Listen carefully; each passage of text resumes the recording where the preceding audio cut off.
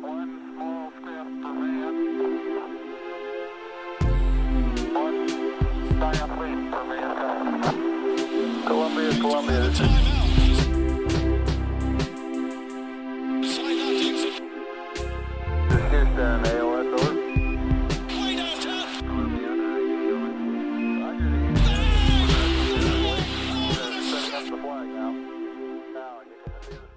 Welcome back. This is the TKW podcast. That is the Knicks Wall podcast for those listening. This is Mike Cortez here. Joining me today on this special episode, Kyle Maggio, Shaun Geddes. If you've been sleeping under a rock, you've missed probably one of the more fun Knicks experiences, and that's not even a game, in recent memory. First playoff win in 8 years. And I'm going to toss it over to Kyle Maggio, who was in the Garden for probably the most hyped I've seen it since Carmelo Anthony was around. So, Kyle, I'm going to take it away. I'll let you take it away. The floor is yours. Just explain how raucous Madison was, because it felt like a madhouse. I haven't felt that place shake like it did last night since Carmelo on Easter. It's been a long, like that. It's been, 10 actual years since that happened. And that's sort of the point. Was we've had some good years since then. I'm sure some of the Melo era playoff games were rowdy, so I'm not going to sit here and say it was definitively the most rowdy. But I think after it was a strange spot going into game two, because I felt like game one, like everybody was just hype and we're back and this is great, and the way it should be, because everybody was wild for game one. But in game two, after the loss, felt more like, man, like we gotta show up tonight. Like there was this like violent energy when you walked in of like, well, we're gonna beat the shit. Like they gotta wake up. We're gonna scream at the Knicks until they wake up to beat the shit out of the Hawks. Like was almost the vibe. And so that whole first half was like ugly. Just Derrick Rose forcing shots, and those runners that he does, that he hits because he's Derrick Rose. He's a good tough shot maker. But it was ugly basketball in the first half. I don't even know how they scored as many points as they did, because they were shooting like 16%, 25% from three. Like it was truly embarrassing basketball, disgusting basketball to watch. It was like two different games. And then you go to the second half. I just got back to my seat from getting food. There's like 10 minutes left, 9-10 minutes left. And they start going on a little run. RJ hits a shot and Rose is still cooking. And you could just kind of feel like, all right, I mean, we're hanging in, but if they're going to make a move, they got to make a move soon. And then, lo and behold, they just went nuts, man. I mean, Reggie awakened, Randall awakened in the third. And the Randall one was obviously the one everyone's holding their breath for. So once Randall starts getting going, it was like the weight was lifted, because after that, just good vibes all the way around. Every little assist, any kick out, immediately everybody had their hands up, the three, like that's it. It's going like every single time. It was in unison. The screaming was good. The chanting was good. I mean, everybody was just, when Reggie hit some of those shots, like it was shaking. Like I felt it underneath my feet. Everything was shaking. And it's been a long time since we felt that, and in a win. And when they came back after being down in the first game too, it was just rowdy, and then even, we're leaving. I saw Obi and Knox getting some extra shots up, whatever. Because I was waiting. I couldn't get any. You couldn't leave. Everybody packed out like the same 5 minutes. I'm still a pandemic. I'm not trying to be jammed in there like sardines. So I'm waiting for a few minutes, just for that to clear out. And then I start to get out, and then obviously I posted the video that went nuts, and I see all the fans. I just stood out there for probably like 10 minutes, 15 minutes, just looking, taking it all in. It just felt good to be down there, everybody celebrating. You just high-fiving strangers and shit. You're walking out, the ushers are hugging you. Everybody's so happy. It's just like that. That's why you're a fan. You know what I mean? That's why you go to the game, to see a win, to see a hard-fought win, to see your team do that. You do it so you can be around the other fans, and not just them, but everybody, the staff, the environment itself. It's the greatest place in the world when the Knicks are good. We say it's the greatest place in the world a lot, and then when the Knicks are bad, you sort of like, sounds like you're just saying it just to say it sometimes, but then it takes one game when they win while they're good for you to just really like feel it again, and I couldn't sleep last night, man. I was up till 3 a.m. Like I don't even want to keep talking anymore, because I'm just so excited. I was up till 3 a.m. I couldn't sleep. I woke up at 7 a.m. No reason. Just started watching replays. Rewatch the game. Like it's a sickness. It's a sickness being a sports fan. But like, I mean, it's just so much fun. Like, how could you not? Like, everybody that was there, you look at the video, everybody's screaming, jumping, waving towels. Everybody's doing some different way to contribute to the celebration. I mean, and it's just one game, but like, it just reminds you that, like, man, like, winning does feel good. We should have fun when we win. Like, this is a nice feeling. I would like more of this. I would subscribe to this every year. How do we do this every year? I would like to do this all the time. So I couldn't have had a better time. That's probably for me a top 3 Garden game, very easily in my life. I mean, I'm only 30. I mean, in my lifetime. So I mean, that was what a great win. It really was such a beautiful win, man. Like, that's what I'm happy for you for being able to be there, because the energy was amazing in game 1 when I was there and we lost. And, you know, I feel like I was robbed of that moment. Like, I was really excited to do post-game prosperity in the streets with everybody going crazy and interviewing people who were jumping around.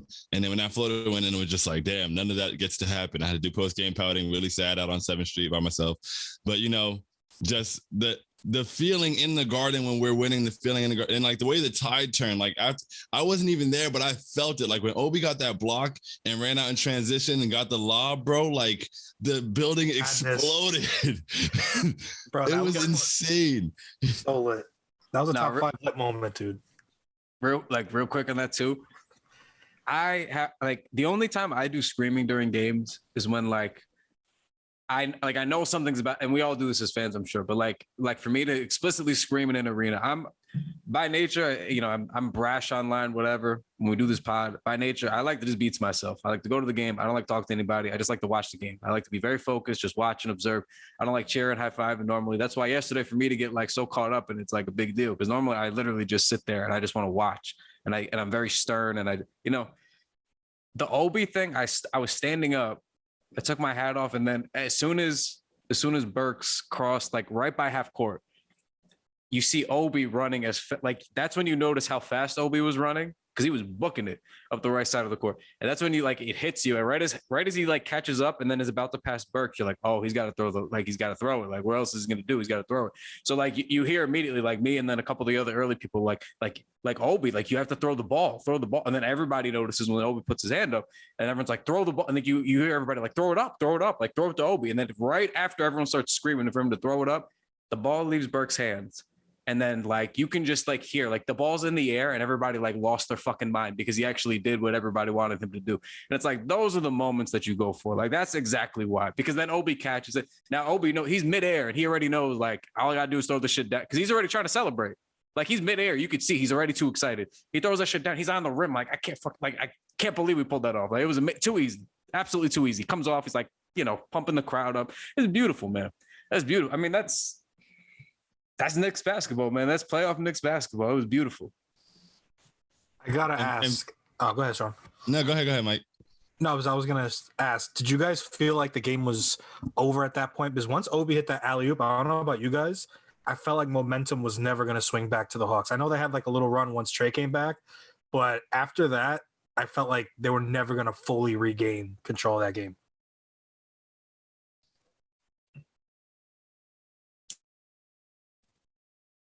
I agree, because like in that moment it was just like, okay, the Garden just exploded. Like, we just, and it was like the cap off on a run. Like, it was like, yeah, the whole tide is turned. Like, it was lockdown defense leading to transition and getting exactly. And it's funny because, like I said, I wasn't there, but I could kind of hear, because I the same thing when I saw Obi running, I was like, okay, like, whoa, this is going to be a great play. Like, come on, what's going on? And then the ball went up in the air and everybody kind of went nuts right there. Like, it was just like, and then when he crashed it down, it was like the Garden crashed with him because everybody was just waiting on that moment.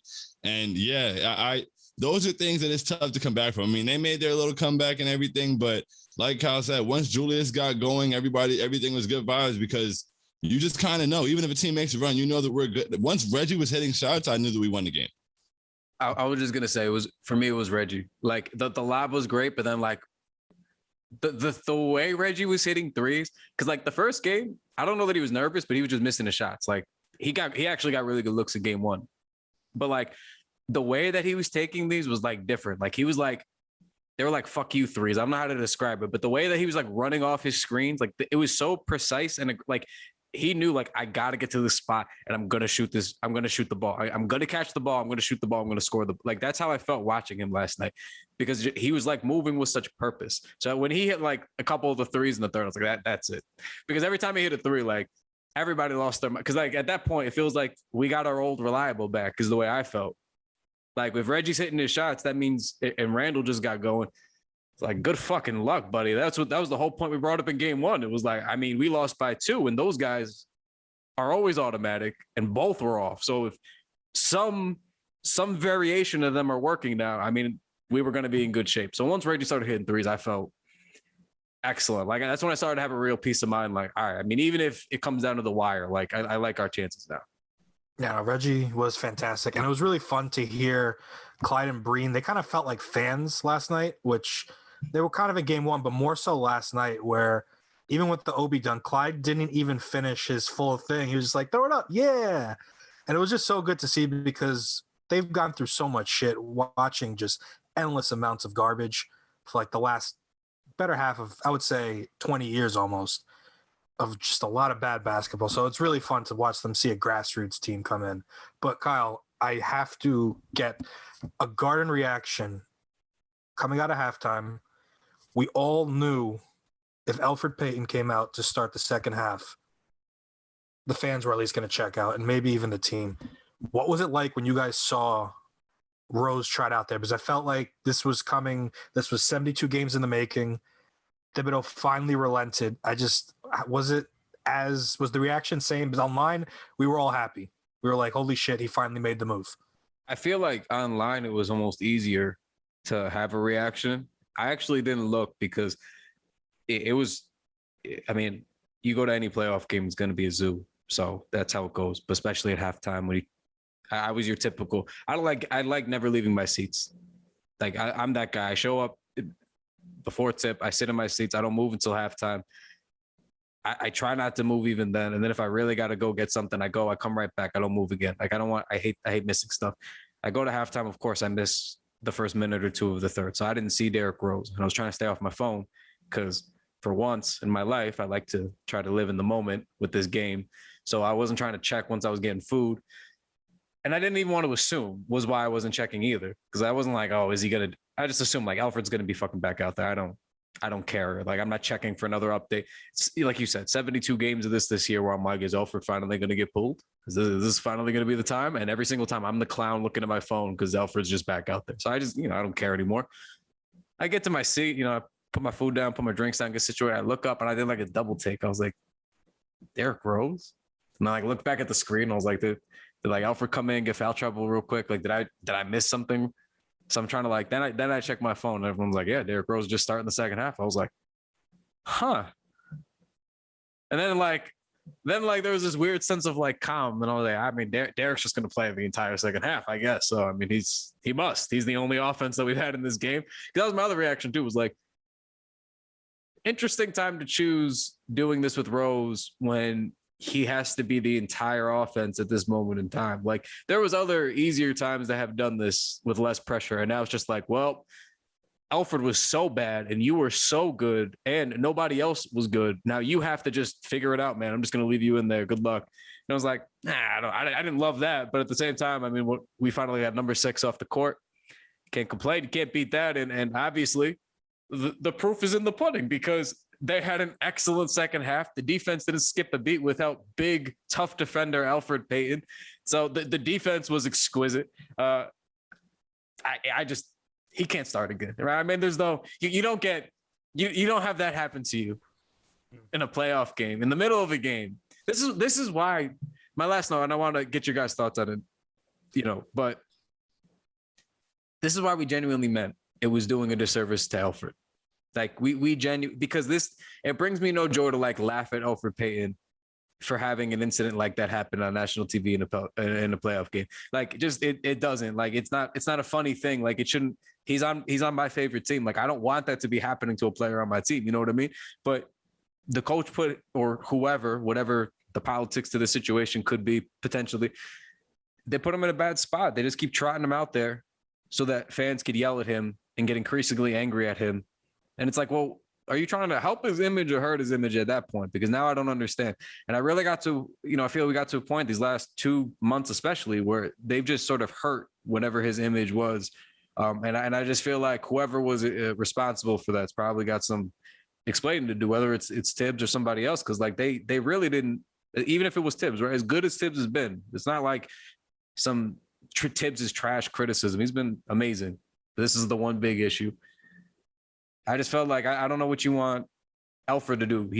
He doesn't have the game to do what they want him to do. He doesn't play the level of defense that they need him to play. He doesn't make how they need him to play make. He doesn't shoot how they need him to shoot. Score even, just generally, however he can score doesn't help them.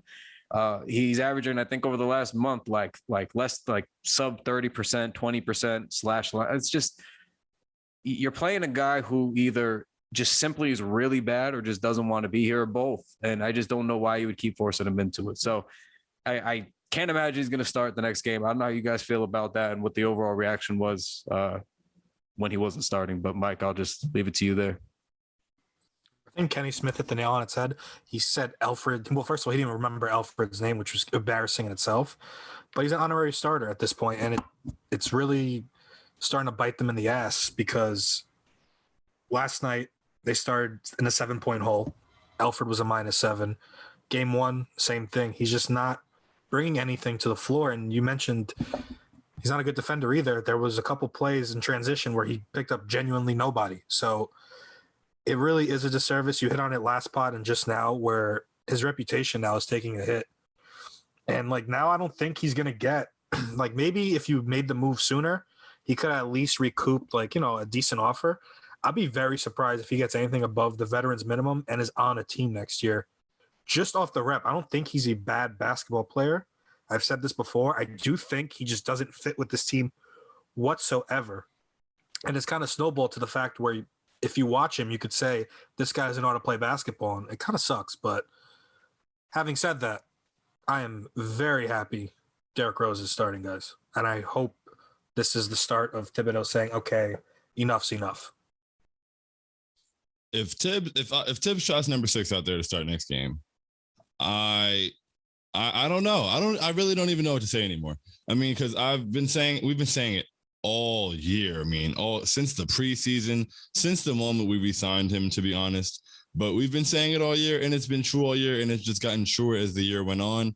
And last night, it just really came to a head. Like you saw it happen.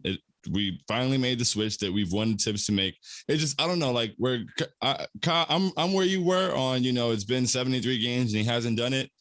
But yesterday I was really at my wit's end. I was like, that was what I was saying in the halftime hopefuls. I was just like, I don't care about anything else is going on. I don't know how Trae Young is guarding Alec Burks and Alec Burks isn't getting the ball, except that one possession where you hit a turnaround fadeaway and then never got the ball back. We still need to be attacking Trae Young every time. How do you shoot 29% and a half and Trae Young is on the floor? Like, if you're shooting 29%, whatever you're doing is not working. Stop it and give the ball to the guy with Trae Young on him and make them figure it out. One time, RJ got a switch with Trae Young on him. He got the ball. It wasn't even in the post. That's the thing about it. You don't even have to be he's that small and that bad defensively. You don't even have to be on the post. RJ caught the ball at like the 3-point line in the corner and just kind of turned his head. And the defense all had to shift. He threw a cross-court pass to Reggie, 3 points. He didn't even put the ball on the floor, bro. It's that simple. So, yeah, I don't know how we're not attacking that every time. But my only thing I said other than that was, if Tibbs tries to bring number 6 out here after all of this, I'm going to scream. And Derrick Rose came out and it felt good. It was like, we finally got it. And so I just, if you have a guy, we already thought it was weird to start a guy for 4 minutes and a half and not play him for the rest of the half. But if you have a guy that in a playoff game, when you decide you really need to make things happen, he has to not play for the entire half. He may not be the answer as a starter. And there's no way of justifying it. And yes, it's done a complete disservice to him. And last night in post-game prosperity, some people were saying they felt bad for him. I personally do not. They were like, what do you like? How must it feel to have all this fan hate or whatever? I was like, I don't know. I think it'd make me go work on my jumper. So like, I don't really feel bad for him. He's sulked. He doesn't try. If Alfred was the type of guy who was like diving on the floor for loose balls and, making Tony Allen type plays, Tony Allen wasn't very skilled basketball wise, but he played as hard as he could. Then I would feel bad for him. I don't feel bad for a guy that's not trying if we're mad at him for not trying.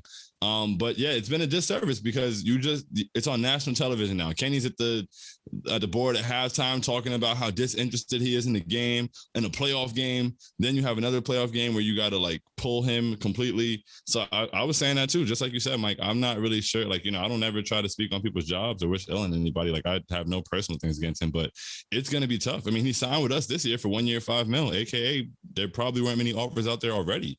And he had a couple triple doubles last year.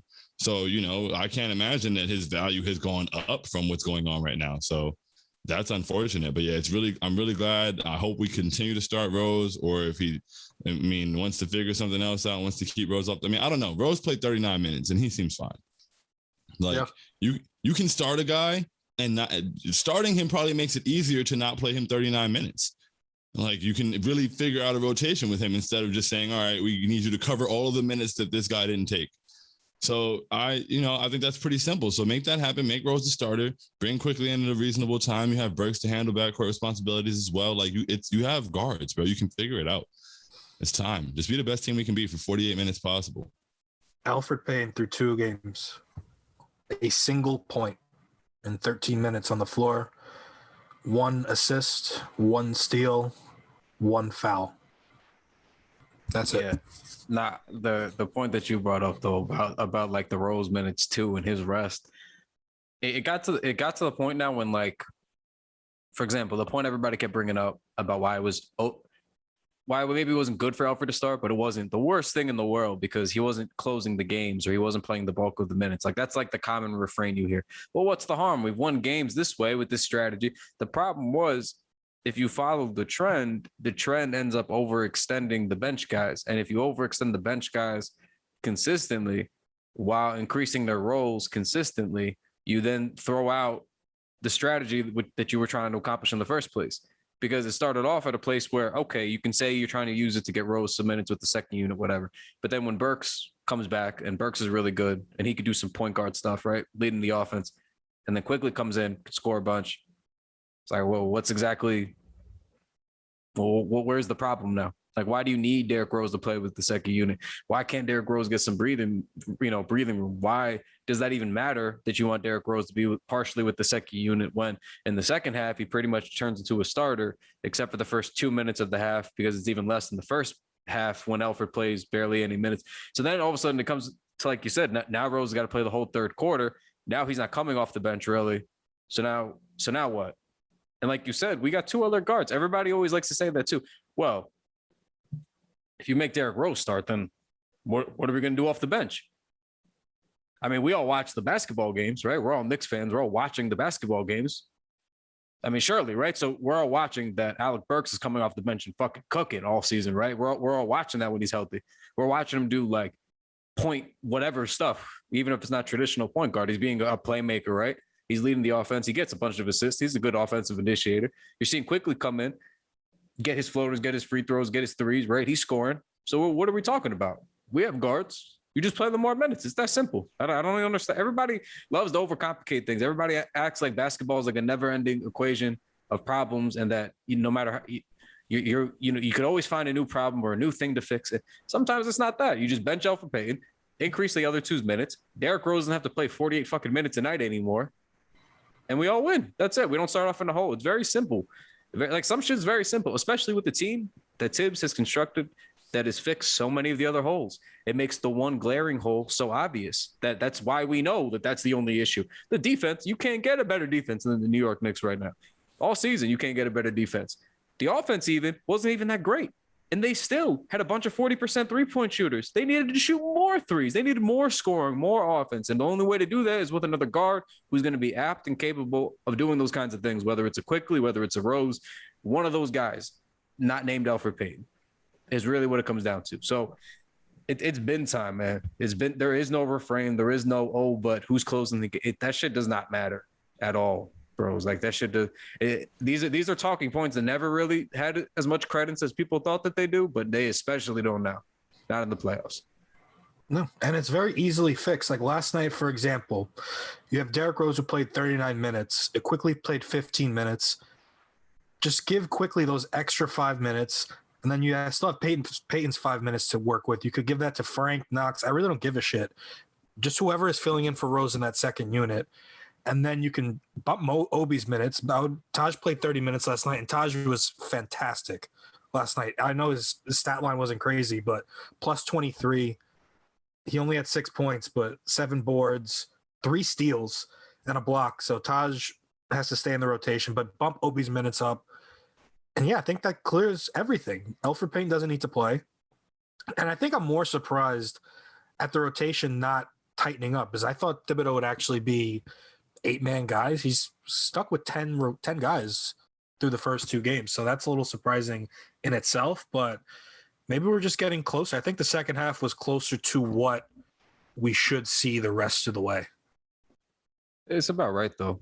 I mean, I felt like that they kind of got it right in the second half, in a sense. I don't see, like, even the Frank stuff everybody clamored for because the defense with Trey. I felt they played good enough defense in that second half with Rose on the court most of the time, right?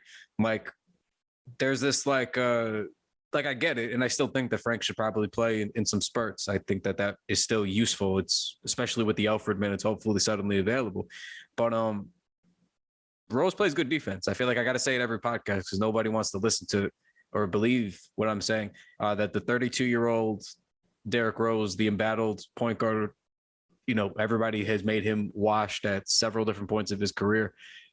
He's crafted his game into a better basketball player. He plays good defense now. I don't know how else to explain it to you guys. He gets his hands on the basketball a lot, whether it's tips or blocks or steals in the passing lanes. Like, he's very active. He's a big hustle guy now too. Like, this is not whoever that player was that you thought he was even a season ago. Like, this is a guy who's very engaged right now. So you don't lose shit. Like, I'm not even like trying to like poo on the Frank argument, the Frank starting minutes argument, because again, in that scenario, it would be fine if he's opening the same Elfrid minutes. That's a strategy we've seen somewhat work. If it's a better matchup, sure, whatever, I'm down to try it.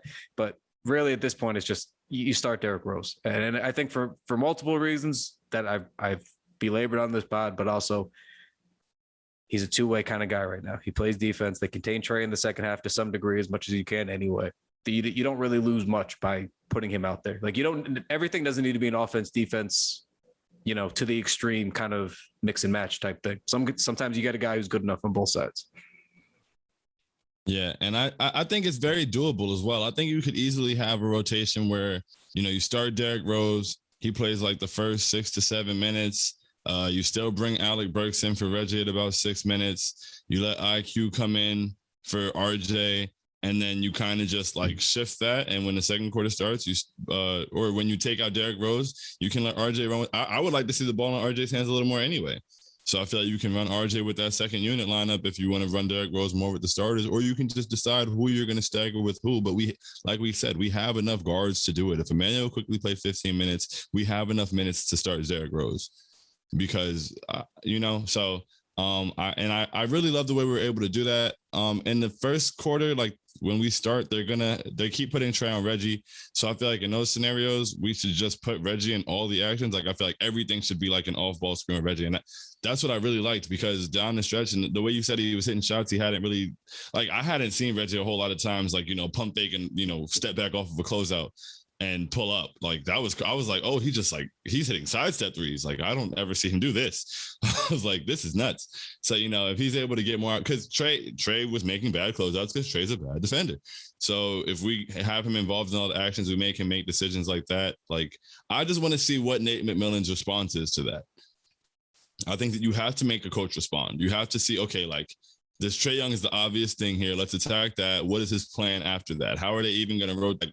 How do they plan on switching these things? If we don't force them to do that, we won't be able to take advantage of what we should. But yeah, like the rotation should be pretty simple. Start Derrick Rose and attack Trey Young all game. And the reason you don't start Frank is pretty simple. The problem isn't the defense through the first 2 games. The problem is the excruciatingly slow starts that the offense has. And I'm sure you guys have noticed this as well. They've taken away Randall's ability to drive mostly, where they're just completely sagging off Nerlens and having Capella shadow to whoever side Julius is in. So that's already eliminating one piece. Then you have Elfrid, who they don't have to pay attention to as long as he's not driving. And even if he is driving, they probably like their chances. So you put 2 offensive voids there. Now you have Reggie, RJ, and Randall against 5 defenders. It's just not working. Rose at least forces you to react to something. And honestly, he's going to give you a bucket. But this is why we wanted to start quickly instead of Frank. And this is why Burks over Frank. But right now, I think Rose is the guy who understands how to score as well as where everyone is on the court. I still think out of all the guards, Rose understands everyone's spots best versus I don't even know what Elfrid does anymore. Before, he was at least finding Randall last season. Rose actually finds guys in their sweet spots. So I think it's a real no-brainer at this point. But I guess we'll have to see. But if Elf's back, it's rough. 2 other quick notes from the game last night. I'd like to call attention to Julius Randle and his second half dominance that was not even really offensive, is the best way to put it. He was, I think, yesterday in one-on-one matchups, the Hawks shot 0 for 15 against him. They did not score a single point. I like to bring this up because not a criticism, but like when people talk about Julius's game this season too, and if you don't watch the Knicks often, like this would be the one thing that you probably miss. You could probably pick up the other stuff in the stats, his offense, how impactful he's been there and everything, the shooting we know about, the playmaking we know about. But he's been a very plus defender all year. He's been really, really good, really tough. We've seen him throw Sabonis and countless others and Rikers over the course of the season. But last night he was really like aggressively defensive in a way that you could see he was so frustrated by not getting the offense to go that he just started doing other stuff in a way that we've seen him do before because he's been really good all around this year. But like the urgency in the game last night, like you could feel like when he was trying to go rebound yesterday, it was like a man possessed. Like there was the one big rebound yesterday. He like mellowed it. Like it was one arm. He went up, he snatched it like this with one arm. And it was like Melo-esque, like fuck out of here. I got it. And, it was like, I don't know. I mean, I promise I'm not making a comparison to Kobe in the finals. It is not a comparison to Kobe in the finals. It is simply Kobe in that game 7 when they beat the Celtics. He could not shoot for anything. Like I think what would you shoot? 6 of 24 is the famous whatever, right? We always make fun of it. But then everybody forgets when he couldn't shoot, he would just grab mad rebounds. Like Kobe just started rebounding like a madman in that game. And it was really important in that game with the Celtics. You needed to rebound and be physical and tough. So it reminded me like, not that it's not a comparison. That's obviously higher stakes, whatever, better game. But it just get like a shade of that where it's just like, man, like that's what a good leader does, man. Like he can't get his offense, whether it's the shooting, he couldn't get it to drop. When it was the playmaking, he couldn't get it to go. They're stifling him. They're cutting his spots off, whatever, cutting his vision off in ways that he hasn't seen this season. They're cutting him off at the baseline. He loves to eat on the baseline, whether it's, he's gonna feast there and score, or he's waits for the double and he kicks out. There is a certain routine that he had built up there that he's been pressing with because they cut him off at the baseline. They pack the paint, wall him off when he's gonna come in from the point of attack. So it was good to see him like, man, I'm just gonna get a bunch of rebounds and just get real physical on him. I'm just gonna play even better defense. I'm just gonna stifle, like refs are calling everything, like no big deal. I'm just gonna play even better, like whatever that means, just better defense.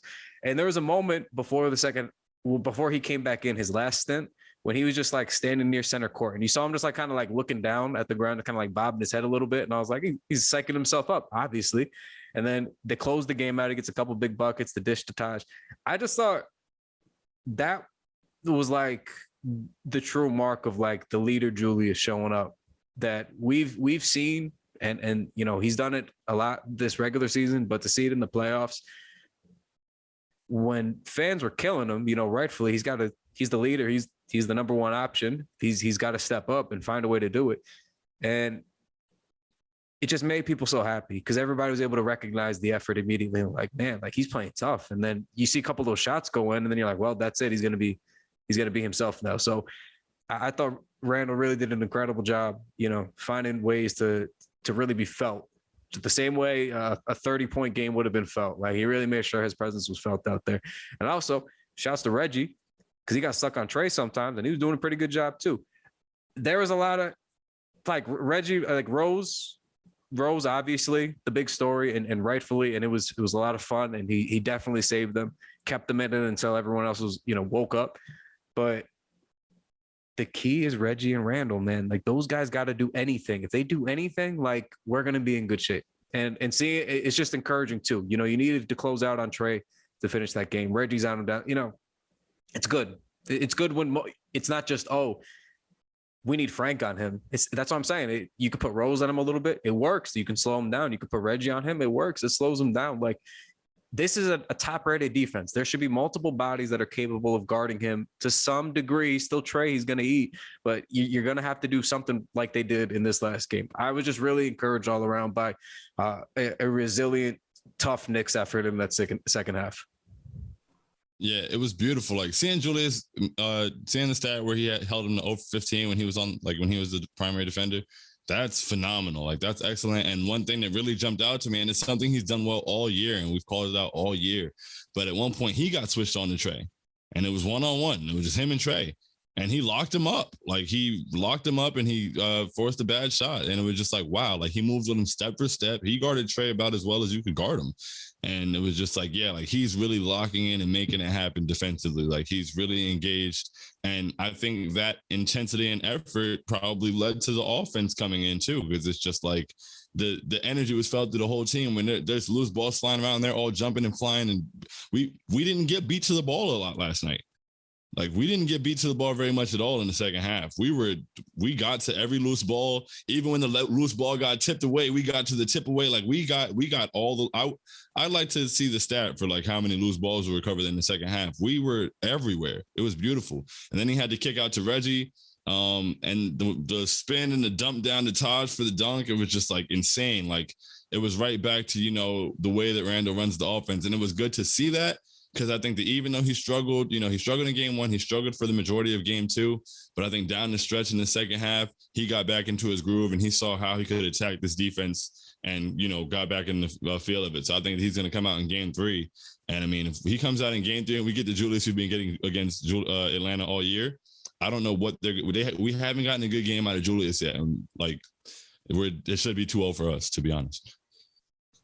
Those are all great points. And it's kind of just what this team's done all year. They've gathered their energy from the defensive end, and it's translated to offense. They just happened to be on such a hot streak towards the end of the season. Maybe even they forgot it, but it was good to see them get to that in the second half, and Julius was a big part of that. And that just also plays into his whole disposition as a leader, period, where other guys have checked out before in those spots where their shot's not falling. He could have easily blamed the refs or just checked out completely. He stood in. Double-digit rebounds again. I believe he had double digits in the first game too. 4 dimes, and his last time to Taj pretty much sealed the game. So just another reason why Randall is so good and so valuable and why he should be here for the long run. Also, last note on Reggie. Him throwing DeAndre Hunter on the floor was the best thing that could have happened last night. I saw that and everyone got upset at first because I'm like, Shaun, you tweeted at first, you're like, he should have just played defense. And you were 100% right. He should have just played defense. However, after he threw him, there was like 55% of me, like 45% of me knew you were right. 55% of me was like, fuck that. We need to put somebody on the floor. Like no rationale. It's not basketball. You know that. You know what I'm saying. It's not basketball. But I just feel like sometimes you just got to do that shit, man. Sometimes you just got to throw somebody. I mean, I don't know how else to describe it without me trying to sound like goonish shit. I get it. Sometimes you just got to toss somebody. You got to throw some bodies around, man. You got to check the temperature. Yeah, and it wasn't even like Hunter was comfortable. He was bricking yesterday. We were daring him to beat us, and he couldn't do it. And that, first of all, that's what you want to do. That was a good adjustment. For all the Tibbs doesn't adjust well stuff we say in this podcast. Big check mark. You left DeAndre Hunter open by design. He's a good shooter. He just couldn't make his shots. I'm fine with that. It wasn't Trey. It is what it is. But yeah, sometimes you got to throw them on the floor. And you know what? We lost the possession. It is what it is. They got the free throws. But hey, I mean, you should be worried. I mean, you expect maybe a Randall or a bigger player to throw you on the ground. Reggie Bullock comes out of nowhere, throws you on the ground on a break. What are you going to do? Good luck, buddy. Energy has been restored. Like, that's how I felt. I didn't expect Reggie to do it. He's actually a nice guy. He's one of the nicest guys in the NBA. Everybody, that's like a frequently brought up point with Reggie Bullock. He's actually like everybody loves that guy. Just a genuinely nice guy on and off the court. Everybody loves him. And he comes out of nowhere and he blitzes you and throws you on the floor on a break. yeah, like that's exactly what you want. Like sometimes you just got to see it. I love that. I loved it. It's this. I know this is a cross sport reference, but it felt very Ivory Christian, like from my Friday Night Lights fans, where it's like the quietest guy on the team just check the temperature, and then everybody's like, "All right, let's get this shit going," and it was beautiful. Yeah, you got to be surprised when Reggie does it. Yeah, that really, honestly, and that's kind of what I was thinking when he did it, because that would be the only rationale. Because it's like the reason I was upset is because he had a step on him. It's not like he was out of position or anything. Like he was in good defensive position, and DeAndre Hunter is not like Kawhi Leonard or anything. It's like, bro, you can stop him. Like, and he just threw him to the ground, and I was like, I mean, okay, like, but I get it, and it definitely, it sets the energy. I just, for the future reference, Reggie, if you're listening, if you're gonna put anybody on their ass in this series, anybody that's going to put anybody in their ass, make it Trae Young. If we're going to get a flagrant, and not a harmful flagrant, but if you're going to put somebody on their ass and send a message, make it Trae Young. I'm tired of watching him flop around and all. Make it Trae Young. Well, Taj actually put Trae Young on his ass, just not as noticeable with the nice pick last night. So I think Taj is also joining in on the enforcer role.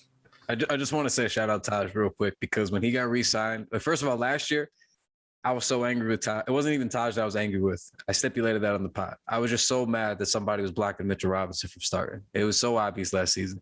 It wasn't Taj's fault. He just got put in the starting role, and I was just very fed up with it. When he came back this year, it was sort of like the Rose thing. I was just like, I don't think it's going to do a whole lot. And with the Rose thing and with Taj, I was just immensely, like, hilariously wrong, because Taj has been so important. I mean, again, it took Mitch being hurt twice for Taj to have to step in and be as impactful as he has been. But for somebody that was sitting on his couch prior to this to just come in and be like, yeah, I'm ready to hoop, and just shows up, does his job every day. Obviously, the post-game presser, his comments about why it's so special to be back with, Rose and Tibbs and doing this again. And basically, like, the way that he makes it sound is like they just all love basketball, man. Like, they all just like hang out afterwards. They talk forever. Strategy, like they just live and breathe it. Like, it's not work for them. Like, Taj just likes going to work with Derrick Rose and Tom Thibodeau. Like, that's the best way to describe like what he was trying to say in that presser. He's like, I played with these guys like my whole career, basically. Like, when I'm with Tibbs, we talk about this, and there's a comfort. And like, even if they didn't win anything in those Chicago years, like, they still had a really good unit. They had a really good foundation. They had a really good identity. Like, that was good winning basketball they were playing. If they can teach anything to these young, like, this is still a pretty young group that they're with, even though they're playing bigger roles on this team. So just shout out Taj, man. Like, I didn't think he was going to have as big an impact as he did. And he's been, I mean, just tremendous for what they've signed him to be, So I was questioning him closing last night's game a little bit.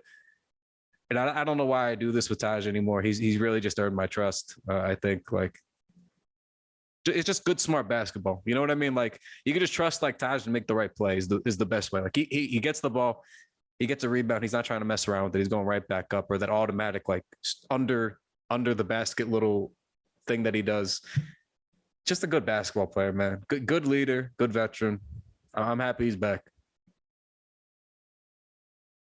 Yeah, and having said that, I do hope maybe even next year, but hopefully a little in this playoffs, that we start to see Thibodeau trust Obi a little more and play him with Randall more, because Taj is around the same size as at least Randall, right? I mean, they're both 6'9", so I hope Taj's effectiveness also lets Thibodeau experiment a little more, because that's probably my only ask moving forward.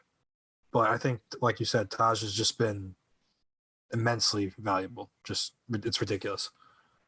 Mike, I'm right there with you. Outside of number 6 no longer being a thorn in my eyes while I watch basketball, my main ask is some Obi Randall minutes, please. I mean, it's like, because you're not going to cut Randall's minutes. That's not going to happen. This is the playoffs. That's not what we want. He's an MVP candidate. But at the same time, like, Obi has to be on the floor. He's just playing so well for us right now. He's bringing great energy. And I also feel like the way that they're playing Noel, where they just shadow off of him and, force everything. They can't do that with Obi. You either they're going to have to put Capella on Randall, and he's going to have to come outside and fight and, come outside and dance, or like they're gonna have to put him on Obi. Obi can stretch the floor. Like he's also a lob threat. Like I think it could open the floor up a lot offensively, and he's shown that he can play well enough defensively. It's not like Capella's it's not like this is the Philly series, and you're asking Obi to go out there and guard Embiid. Like the Hawks are not gonna dump it down to Capella on the block. So we could take advantage of that, and they could really open our offense up. And I just feel like he's earning it, man. Like he's earning it. Like when he's out there at a point in the first half, we got more out of Obi than we did from Randall. Like Obi's minutes were phenomenal. Like he's everywhere. He's getting out in transition. I feel like we're a better team when he's on the floor. So I would really love to see Obi and Randall. I think it can help both of them and help the team as a whole offensively. And I don't think we would lose a whole lot defensively. And he's on the boards pretty well. He's boxing out. Like, yeah, man, let's see him out there with Randall a little bit. Yeah, even before that lob, he defended, I think, 2 or 3 people and then got the block on Horter before he kickstarted that fast break. And I really think that was a whole evolution of where he was in the beginning of the season. The beginning of the season, he was kind of just meandering. He would occasionally run for the lob. Energy was never the problem with him. It was more people finding him. But even when people don't find him, is someone didn't find him on another possession, or he's sprinting up the side for a noob. But he's locked in on both ends of the floor, and he knows what he's doing. My biggest worry on defense was him doing what Knox did when he was a rookie, where he would just kind of be like a deer in the headlights, just standing there and getting beat back door. Obi's constantly moving, whether he gets beat because the other guy's more athletic. I mean, that it is what it is. He can't do anything about that. But at least he's in the right spots now. Maybe Taj or the coaching staff is just working with him and kind of brought him along to this point. But I think he's at least due for a 15-minute per game increase, because right now he's around 10, 12 still. I think it's time to at least graduate him to 15. I would go a little more bullish with 20, but that's just me. Yeah, I just like how he's evolved over the course of this season, because they've done him no. I bring this point up like not as a slanderous, got to bring up a bad point about the Knicks thing, but like they really have done him no favors with how they've used him on offense. Like you draft a pick and roll player who can kind of shoot, kind of play, make out of the short roll, and you do like almost none of that stuff, is sort of confounding.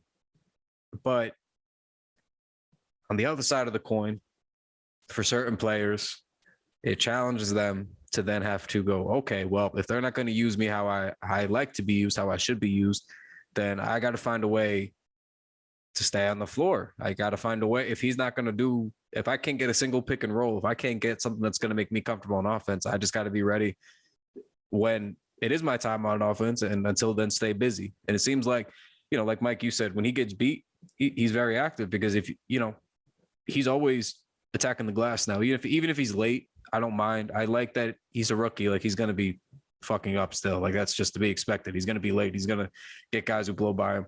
As long as you're like trying, and I see that effort, like when somebody blows by him, he's still trying. He hasn't given up on the play. He comes, he tries to contest from behind. If he's late, he tries to get the rebound. We've seen him miss a shot on his own, get his own rebound. Like he's trying at this point is the best way I could word it. And it's sort of like, and I brought this point up before. I don't know if I brought it up on the pod or, in Slack, because I don't know if I was going to get fucking killed or not. But I said he's got to do like that Kuz trajectory, where he's like, he sort of comes off the bench and you're like, all right, yeah. I mean, we sort of knows, what Kuz can do, right? Everybody's like, oh yeah, that's a scorer. Kuz can't do much else.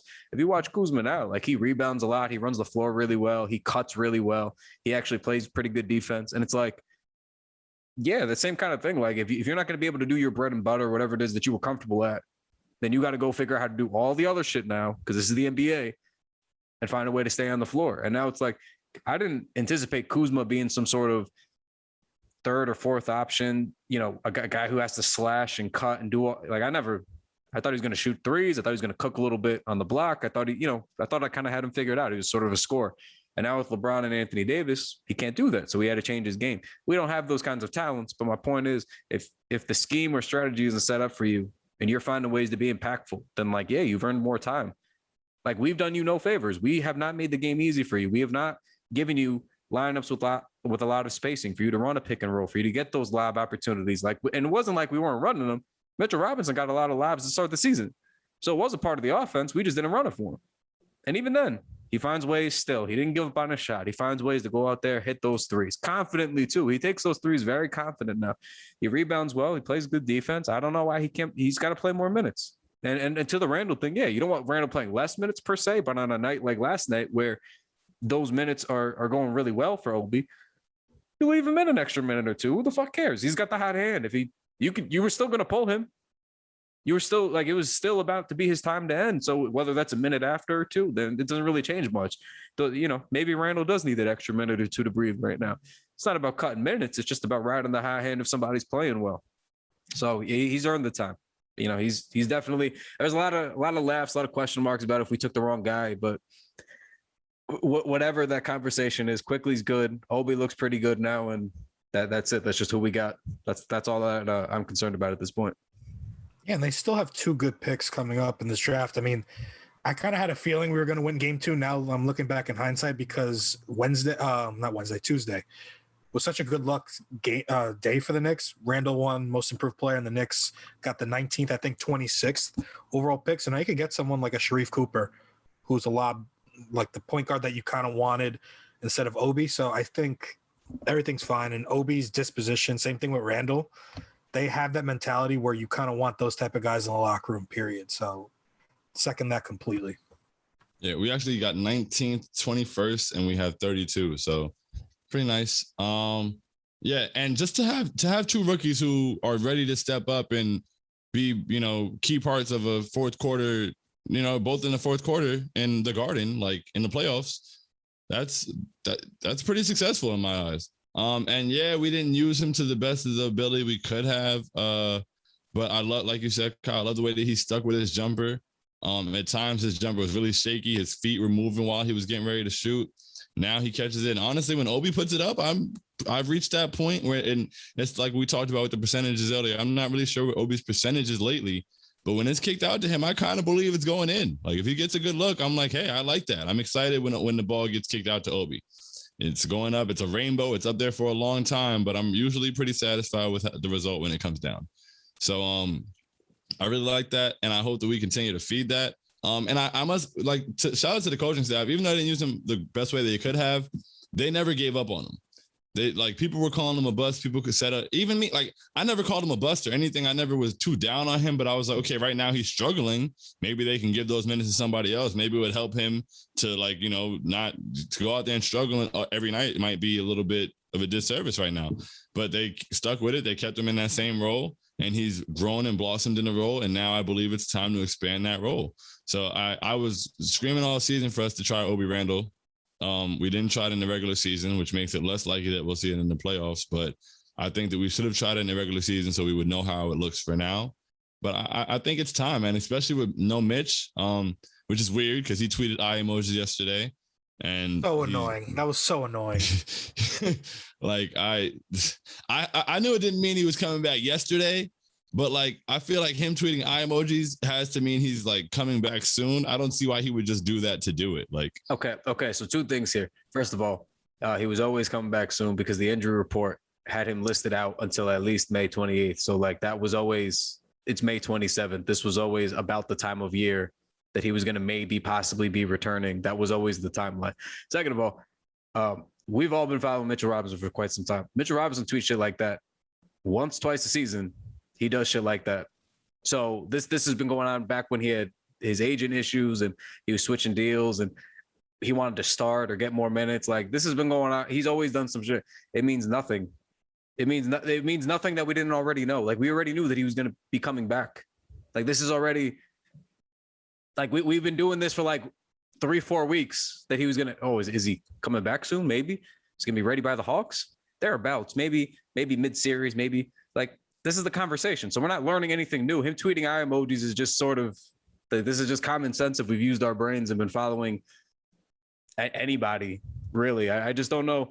I was so confused with the conversation. I'm like, all right, so it's May 26th. Everybody's buzzing about an early return for a guy who was going to be out at least until May 28th. But the injury report shows him still out, which means he wouldn't be back until at the earliest May 28th, which is exactly what the report stated. So there's no news. So I get it. There's nothing. There's no news. If Mitchell Robinson comes back on the 28th, guess what? It's not news that anybody broke. That's the fucking timeline that we were on. It's that simple. I just don't know why we always got to reach for shit that isn't there. Try to create news that's already been reported. Yeah, that is weird. But I won't say because it's not news. That doesn't mean it's not exciting though. Like if Mitchell Robinson comes back on May 28th, I don't care if that's what the report said. I'm gonna cry. Oh yeah, that would listen. It would be listen. If Mitch comes back, it would be great. I just don't know why there was this buzz about shit. Like it was like 3:30 when everyone tried to do this shit, and like the report had already been up by 1:30. I already saw the report, and everybody's talking about like, oh, he might be coming back. I was like, do you guys not like follow anybody that has like the real information? I don't get why we're getting all these replies to the Knicks. Well, oh, Mitch is gonna play. Mitch is gonna play. No, he's not gonna play. If you follow anybody who knows what they're talking about, I have no idea how we got to that point that quickly that it built up that everyone's like, he's coming back. Like just use your brains. I don't know what else. I mean, we all have brains. Just use them. Use your eyeballs to read things that have come out in past weeks. I mean, there's real reporting and articles on this stuff. It's very, very confusing to me why we do. I get wanting to be excited, but we don't got to make shit up. No, but on a unrelated point, I just hope all the cowards who said we should let Mitch go because Nerlens was on a hot streak, I hope you guys realize how valuable Mitch is just from these first 2 games. Because with him, I think this is not even a series. Excuse me. I really don't think it's a series. So anyone who was saying, let him go, we don't need him, just sign Noel, I hope you watch these games and humbled yourself because you were an idiot.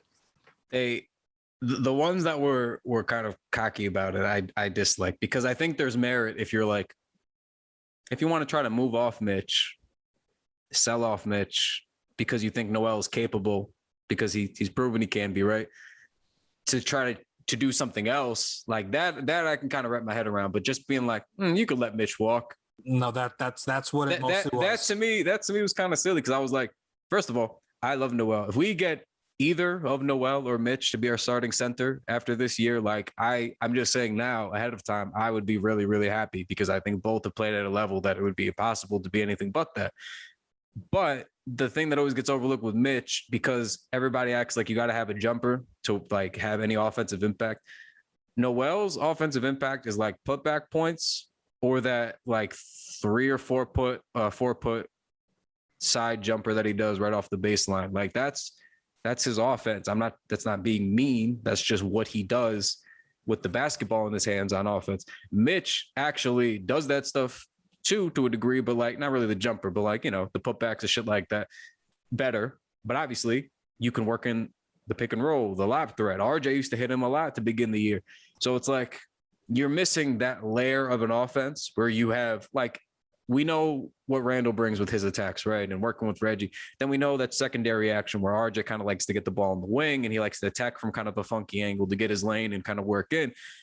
And then with that, it was even more dangerous because, like, at any point, big Mitchell Robinson is going to be jumping 14 feet in the air to catch a lob. So that's something that Noel can't really do. So, like, that's like not nothing either. That's like 10 easy points they were getting the game just because Mitch can jump high. So and for me, for me, it's the rebound. For me, it's the rebounding though. Like, I think Noel, I love him. I don't want this to come off as slander, but I think Mitch brings everything Noel does, and that's why I think Noel is the perfect backup to have him. But that rebounding, man, especially on the offensive glass, I think that's where we've missed Mitch all season, and I think we really miss him. It's not going to show up this round as much, but like if we get Philly, mostly Philly, if we get Philly, you'll really notice where Mitch is needed. And I don't know, would you guys even want to see him back this year? Because I really think he's going to be really rusty if he does try and come back early. Nah, I need Mitchell Robinson back. I need Mitchell Robinson back. Right, like, not only because we need him back offensively for the lob threat. He's a great rebounder.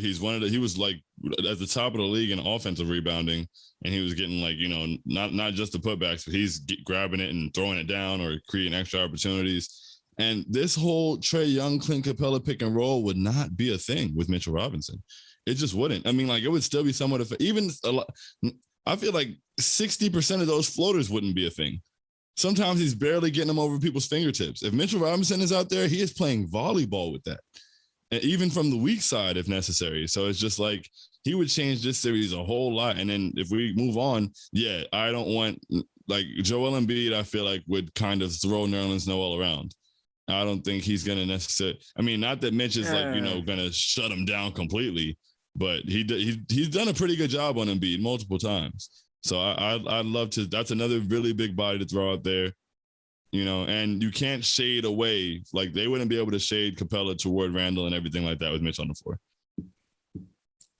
Yeah, I mean, the only thing I'm going to say about the Embiid point is, like, I just don't really have faith in, like, Mitch or Noel just being successful against Embiid, because they just don't really generally have lots of success against, massive behemoth centers is sort of been their weakness. Like, they're good against like 98% of every other kind of big in the NBA. And then it's like the old fashioned, I'm just bigger than you centers, just give them some problems. So I don't know about that. Like, I know Mitch he's been better with Embiid, but it's like, I still just don't love that for 7 games. I just don't think that that's something that we win.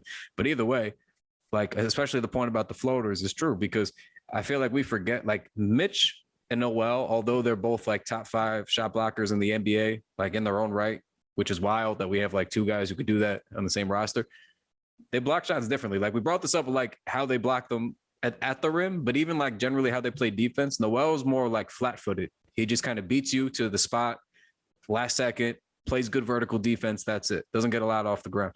Mitch always plays on his toes, and that's why he's always able to block those jump shots. Like we saw, remember last year, he led the league, I think, in those 3-pointers blocked, just him. He had more than like several teams, just him. So that's not exclusive to 3-pointers. That's something that, you're right, Shaun, like in the paint, like that's an easy step for Mitch. We've seen Mitch is really good at feeling out space inside the arc. And he's really good at knowing how big his frame is to keep guys at a certain length in front of him, or kind of like baiting them in and then swatting it when they think they have an opportunity.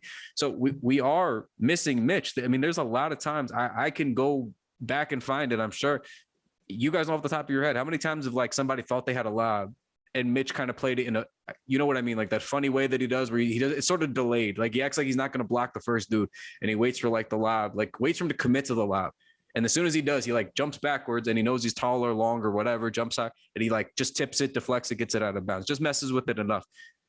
He's a very, very smart defender, just because he plays good defense to begin with, but also he really knows his body well and his abilities well. So they are definitely missing him dearly. And as soon as he can come back, would be much needed help, because if you get Noel off the bench, that's like in the playoffs, that's like disgusting. I feel like we're loaded. It's such a weird position to feel like loaded at, but I feel like when you have 2 guys like that, that's pretty good in the playoffs, man.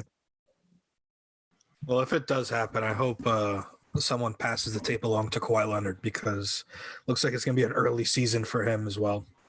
So give him something to look at as he sits at home in LA and ponders why Pandemic P is Pandemic P and why the Clippers can't get past the first round. I'm not saying it's going to happen or anything, but I just want to say that if it does happen, I was the first person that said it, even though I said it quietly. The Clippers are about to lose in the first round, and I don't know. He has an option. I feel like he leaves. Shout out Timmy. He wants to stay and lose. Yeah, shout out Timmy, man. Shout out to. Listen, I rooted against the Mavericks all year, and now I'm rooting for them. So look at the universe. It has me rooting for the Mavericks. That's insane.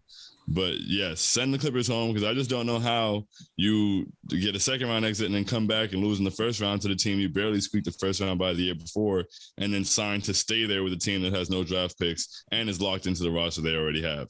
So I just assume that if they lose in the first round, he leaves, and then I take off my RJ jersey, I take all the Knicks stuff off my wall in my mind, and I think, what is the best place for Kawhi Leonard to go? Realistically, somewhere that has cap space, a good team. And I just don't see another better situation, especially considering we got a meeting with Uncle Dennis the first time. But hey, we won't get into all that. We got a lot of basketball to be played right now. But oof. All right. I just wanted to throw it out there. We'll talk more about it in the offseason and pending first round results. But I don't know. It's just been in my head lately. Thank you. I agree. And last note from last night's game, because first of all, I agree. I would like to see Kawhi Leonard in the Knicks uniform. I think I hope they get cooked. They've been getting cooked. I hope they keep getting cooked. I think the best part about it is like KP does like nothing now. He's just a roster spot, and it's just like Luka, and then like Tim Hardaway Jr. just like on fire for 48 minutes. Like that's the Mavericks offense. It's like those two just like bombing threes, and they're just roasting the Clippers. The Clippers have the two best perimeter defenders, allegedly, I was told, the two best perimeter defenders in the league. They soft switch everything for God knows what reason. Why would you commit to the two best team and individual defenders in the NBA and then soft switch as your scheme? I do not understand. At the hint of a screen coming, Paul George disappears. How do you earn the billing as a top perimeter defender? And then you always Luka ends up with Pat Beverly, Zubac. Like it's embarrassing that they're even allowing this to happen just schematically. Like, and take some pride if you're Kawhi, Paul George. We're rooting for Kawhi to come here, but like take some fucking pride, bro. Play some defense. You want to see your team getting roasted and Pat Bev and Zubac are there, and you're gonna be like, oh, I don't know, this team couldn't win. Why don't you go out there and stop letting them switch? Just go play defense. Geez, like, isn't that your thing? The claw. Paul George, I hear about all these two-way superstar. It's always Jimmy Butler and Paul George is always the debate. But then Paul George is nowhere to be found when that shit matters. You want to know why? Because he's soft switching so that Pat Bev can die out there with Luka on the perimeter. Like, Pat Bev he always gets roasted, right? Rightfully to some degree. But this is embarrassing. If you're the Clippers, take some pride. Luka's running around scoring up Pat Bev and going, he's too little every trip down. That's your teammate. You're letting him get switched and fried every time and then getting gloated on. He's too little. And the Clippers are just like, I guess that's okay. We'll just keep letting that happen. It's embarrassing. Would never happen in the New York Knicks defense is my point. So Kawhi Leonard, come over here. We got spots. We got money. We got draft picks. Everything the Clippers don't. We're winning at least a better pace at this moment in time. It's a factual statement. We have one win in the playoffs. You have zero. From where I'm sitting, it looks pretty good. So I would advise you to come over here and come play with the New York Knicks and Tom Thibodeau. I think that's a match made in heaven. I don't know. How do you want to play Ty Lue, who's comfortable riding or dying with Zubac and Pat Beverly, or Tom Thibodeau, year whatever of coaching for him, and he's still like, Derrick Rose is going to win me this playoff game and it's going to work. Everybody knows it's coming. Everybody laughs at it. It's a big joke. And then what does Derrick Rose and Thibodeau do in 2021? The same shit they always do. 40 minutes, 20-something points on a W. Come over here, Kawhi. Come to death row. It's a good time. We're having a lot of fun. Last thing I want to say on the game. Oh, Timmy, though, too. Shout out Timmy. Knicks fans for a long time roasted this person, roasted this player for, senselessly. This was a player that was signed to be like a second or third option, was immediately the first option on a actual gutted and rudderless roster. And everyone was confused. Like, why does he shoot 40%? Why does he shoot 40%? Because he takes 9 threes a game because somebody has to take them. He took like 16 shots a game. 10 of them were threes. Everyone's like, oh, he's inefficient. He's shooting like 35%, gunning for his life every night. What did you expect Tim Hardaway Jr. to do? Younger in his career with the Knicks, everybody just left him to die. What did you expect to happen? So, yes, I'd like to see on an actual, professional team that uses his skills the right way now, that he's good. He's up for, I think they said they might want to extend him. It's well-deserved. He's been killing it. I hope he stays there. That's what he deserves. He got thrown in to get rid of his salary in that KP trade. He's going to end up getting to play with Luka even longer. He's going to flourish with Luka. Everything that the KP was supposed to get in the trade, now Timmy's going to get in the trade. So for me, like Shaun said, I don't care. The picks didn't work out for us the way that we thought they're going to work. So I don't really give a shit at this point. No one's going to win this trade because they hate him in Dallas. So, I mean, at this point, who cares? That's moved on. Timmy, go get your bag, buddy. Everybody's rooting for you over here. We're all happy for you. The guy that we're not happy for, though, is the fan who spit on Trae Young. He's been banned since. I just wanted to bring that up in the pod real quick. We don't got to spend too much time on it, but that's look. Everybody's got opinions on the rants, the chants and everything, the fuck Trae Young, whatever. Like, the way I look at it is with the pros, like, there's maybe some stuff that's borderline, but end of the day, like, chants are chants. Like, as long as it's not like something direct about like your family or something malicious, like if it's just like a general fuck Trae, like me personally, I don't think that there's anything wrong with that. I think that's just a general expletive. You should sort of expect it. Just me, but. There's clear lines. You can't do that shit. You can't spit on somebody. You can't throw popcorn on somebody. You can't be calling somebody's family out, things like that. And when somebody does that, and what bothers me mostly about that is we're on this like mission to like genuinely disrespect Trae Young. I don't really get it. I thought the fun of sports and being a fan was like, for 48 minutes when we're on that basketball court, I'm just going to yell a bunch of shit at you. If you prove me wrong, all right, high five, good job. That's why we play the game. He roasted us the first game. He silenced us. All right, man, we talked a whole lot of shit. You had an excellent game. You shut us up. You beat us. We have nothing to say. So we have to wait till game 2 now. And what happens when we get to game 2? We're rowdy again. He got a bunch of shit to say. And you know what? He showed up again and he balled out. He had an excellent game. Even with us tightening up a little bit, he still did his thing. And then somebody spits on him. And then it ruins what is actually good theater. You've ruined now what is something that was so fun for both sides. You know, Hawks fans want to kill us now because we have this thing going with Trae. Trae wants to beat us now because we have this thing going. And then somebody's got to go over the line and do some dumb shit and spit on. Whether or not he actually got the spit to Trae is not the point. You can't be spitting on anybody anytime, pandemic or not. Like, especially not a professional athlete in the last minute of the game. Like, just grow up. It's bozo behavior. It's disgusting behavior. It's classist behavior. It's behavior that we're better than and should be. So Knicks, acted very quickly. They banned him as they should. And anytime you guys, just as fans, anytime you see that kind of shit, you just got to call it out immediately. Get those guys out of here. That's not why we're at these games. That's not why we do this. There's no just place for it. One more thing. That guy who did it, he was sitting behind 50 Cent. So he was in like row 2 or 3, meaning he paid in the thousands for that seat. You paid thousands of dollars to spit on someone? Like, what were you trying to prove? I just don't get it. And you knew he couldn't do anything back to you, which makes even more cowardice. I just don't really understand people. And the guy who threw popcorn over Westbrook in Philly, same thing. It's like, what are you doing? Like, you would never do that if you saw him in person. It's mind-boggling that people pay money to do stupid shit like that. It just shows they've never been familiar with competition, or they're just not smart people, I guess. Maybe that's what it is. They're just not smart, but that's just not a reflection of the fan base either. But it just does. Yeah, they're clearly not smart. It's disgusting. And yeah, like, it's just very important for us as an entire fan base, like, to call that shit out, because that's honestly disgusting. It's not what we stand for. They don't represent us. And yeah, the fact that you had that close to the seat to just act an ass, it's that internet entitlement though. Like, people have gotten that, developed that, and just feel like they can do whatever. Like, you cannot spit on me, bro. Like, what?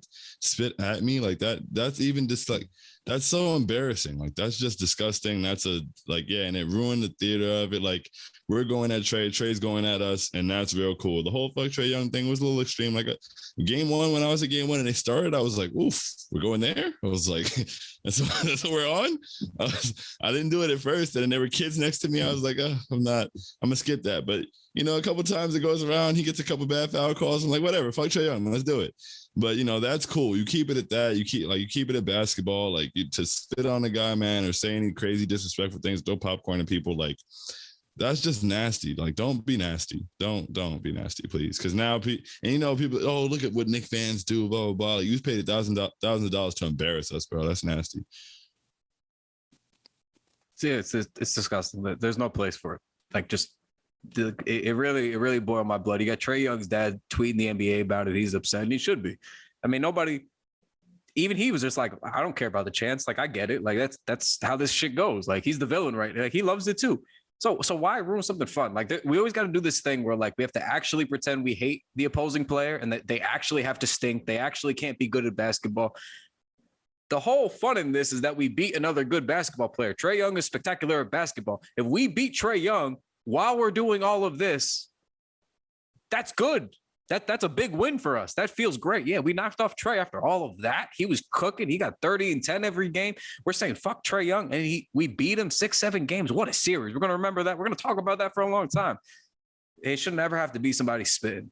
Like, there's enough fun in being a sports fan with everything that's happening in this series. It's only been 2 games, and there's been a lot.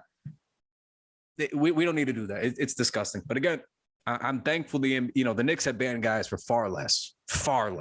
So that's why immediately I was like, oh, get this guy out of here. There's no room for that. And immediately they did. We woke up, took a couple hours, and he was gone. So they said they banned him. I don't know how they enforce all that, but I trust that they will, knowing Garden security over the years and what we've seen take place. So I'm going to assume they got that shit on lock. But, on a high note, 1-1, mission accomplished. You know, we lost home court, but we go back to Atlanta, which is often home court. Game, baby. So here we go again. Games 3 and 4. Let's see what they got. I'm excited. Now it's a series, man. Now I feel like this is everything we thought it was going to be. 6-7 games. Like whatever happens, as long as it goes the distance, like I'm good. To me, this is a worthy adversary. I feel everything we are defensively, they are offensively, and we got to counter. It's a good chess match. I like it. Miranda woke up. I feel good about it. So let's get on with it. I really hope it becomes like a rival because we haven't really had a true rival. Thank you. Even the net shit. They forced the net shit. I hate when they force the rivalry. It was a little bit like when they first came, like 2013-ish, kind of. But that's just because you're moving into my backyard. Exactly. I want like a real organic, like Pacers late. Organic. 90s. Yeah. That's how. That's the best way. It comes out of nowhere. Right. And now it's a thing. And now for as many years as Trey's in Atlanta, now it's a thing. Like that's. You can't force these things. Right. And we're both growing at the same time. So it's going to naturally progress to where hopefully Trae Young gets a superstar player to get. The Knicks add a superstar player. And then they start facing each other in round 2 and Eastern Conference Finals. You know, like I said, organic. So I'm excited for the series, guys, if you can't tell. Yeah. I'm still not at 0-6. I'm at Julius woke up. We played pretty badly for 2 games and lost the first one at the very last second. I'm still at 5 games. I'm still at Julius is awake, win the next 3. As you can see on the board, smack the shit out of them in Atlanta. I want to go in game 3. I don't want the Hawks to have a lead in this series again. Even if we have to split the Atlanta games, I want the first one. I want to go in there, win game 3, put the pressure on them like, yo, win this game or come back to the Garden facing elimination. And I want them to come back to the Garden facing elimination, and I want to be there because Trae Young made me pack my things up and go home. And I was very sad. I didn't get to have my post-game prosperity moment outside the Garden, and I'm very upset about it. Even watching people celebrate yesterday, it was great. It was a great feeling. I was very happy for you guys. But I was like, wow, that would have been really nice. Like everybody's dancing through the streets. I'm like, yo, that street was empty as hell when I left. I would really like that moment. So that's what I'm trying to speak into existence. Let's do it. I'll keep it a bug. I was surprised there was that many people when I came out because, like I said, I came out late. I waited. I didn't come out in the beginning. I waited. I was in the Garden a good 10 minutes at least after the game ended. I was watching Obi shoot just meaningless work shots. Like he was just practicing afterwards. I'm just sitting there watching, just waiting for the traffic to file out. I go out expecting like it's gonna be kind of rowdy. I walk out, bro. You saw the video. There's a dude on a cop car. There's another dude swinging a towel. I was like, what the fuck is going on, bro? We just won 1 game. This is amazing. Every time I looked up and thought I saw where the Knicks fans ended, like they went further. It was a very strange. I think it ends at this street. It goes another street over. It goes another. Like it was wild. It was wild. I can't imagine there would be no city left if we actually won something. Like I don't even mean that as a joke. Like if we're this rowdy after 1 win, like I can only imagine like an actual championship for basketball from the Knicks in the modern era. Like, bro, there's no city. The buildings are coming down. The subways are going to collapse. It's just going to be flat land after this, burned to the ground. It felt I haven't been to a Knicks playoff game yet. I am going to try and go to game 5. It felt very Yankees-ish because I've been to Yankees playoff games and those are very out-of-body experience cool. So I can only imagine, because I really still think Earl Pearl said it when he was on the pod, this is a basketball city. And look at what just a little bit of success has done. I can't even begin to imagine what a finals would feel like or even a series win would feel like again. Yeah, no, definitely. So look, let's we got another, couple games coming up. Very strange that the game's like tomorrow after the big initial break. Like we had like 3 days off, and then it's just like 1 day we're right back at it. It's like it's throwing me off. I don't like the schedule at all. But yeah, so we got another game coming up tomorrow. So we actually have a special Hawks guest coming on, and we'll talk about that. Preview, talk about the first couple games, preview the next couple games, and actually get a Hawks take and standpoint from this, and not just us screaming our Knicks takes into the oblivion. So excited to get that out for you guys along with the mailbag. So we will catch up on another segment of the TKW podcast. Talk to you guys there. And welcome back to another episode of the Knicks Wall podcast. I'm your host, Kyle Maggio. And today I've got my co-host with me, of course, Mike Cortez and Shaun Geddes. But enough of our Knicks ramblings, enough of our Knicks analysis, enough of our biased one-sided attempts on these pods. We decided we needed true objectivity. And for that, we needed to have some Atlanta Hawks analysis. Much to the, I don't know if you guys are going to be thrilled or not to be getting the Hawks analysis, but we need to provide it for you guys. We need to give you both sides. So to do that, I've got Kevin Chouinard here, longtime Hawks follower of mine, writer for Hawks.com, host of the ATL and 29th Pod, social contributor for Hawks on Belly. Kevin, what's going on? How's everything? Great, very good. It's interesting and fun to cover postseason basketball. We definitely share those same sentiments.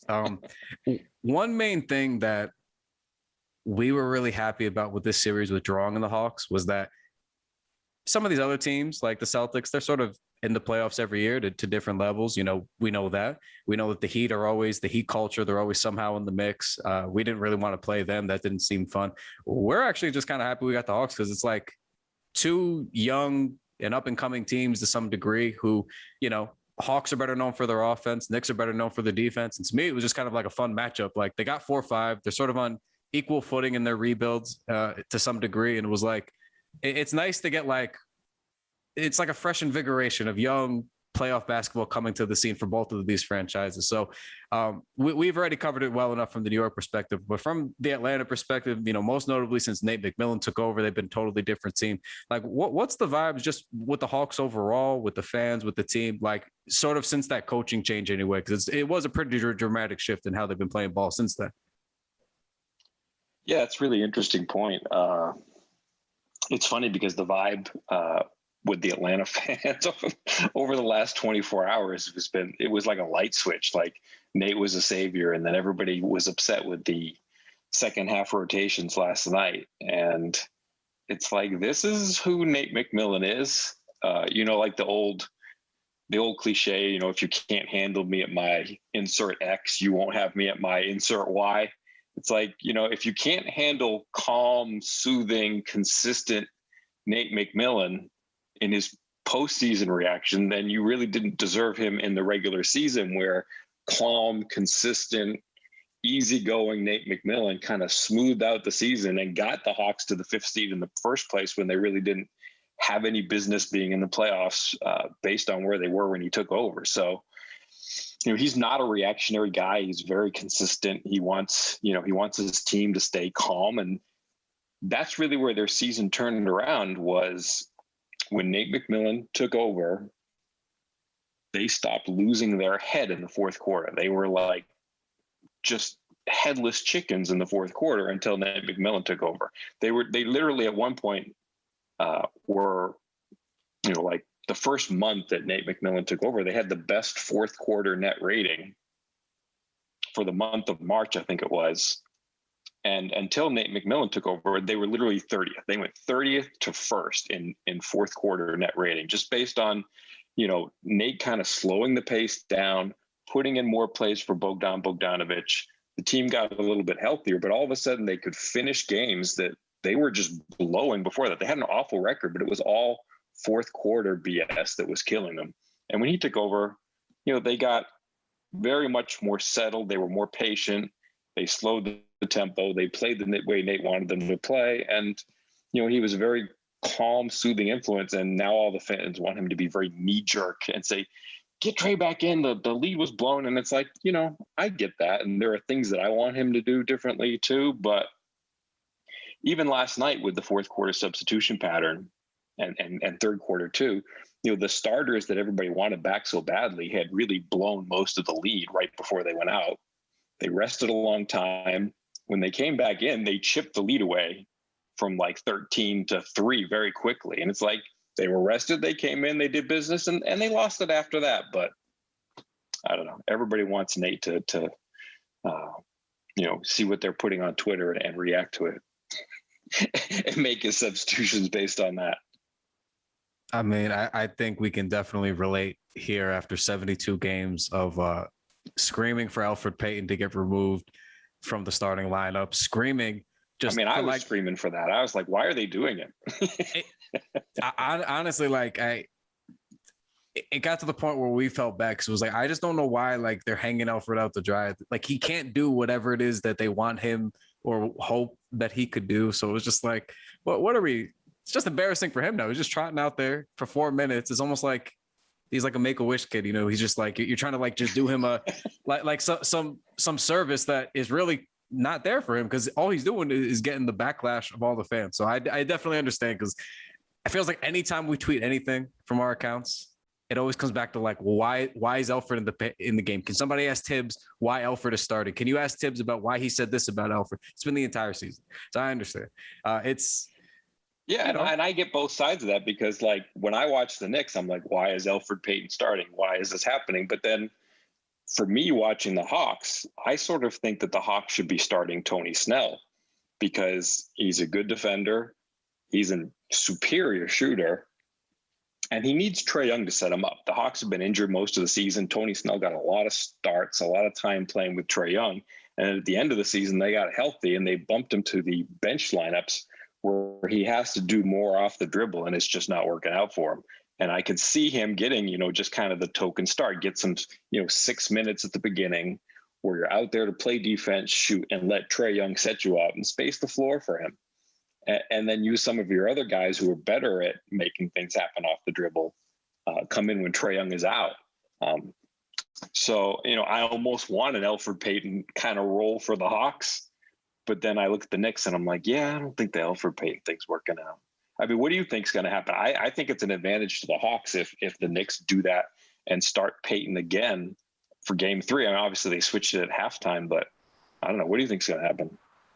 I hope. We talked about it we're supposed to only talk for a half hour. We ended up talking a full hour because Derrick Rose just such a natural, he should be the starter just for the simple fact that I don't think I'm breaking any news where Trae Young is probably one of the lower end defenders on the team, albeit he's an offensive superstar. But on the defensive end, you want to take advantage of him.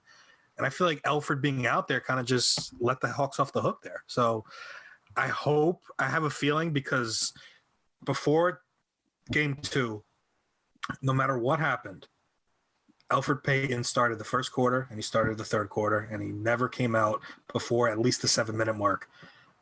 Last night was like a shift. So we're hoping that becomes the big shift.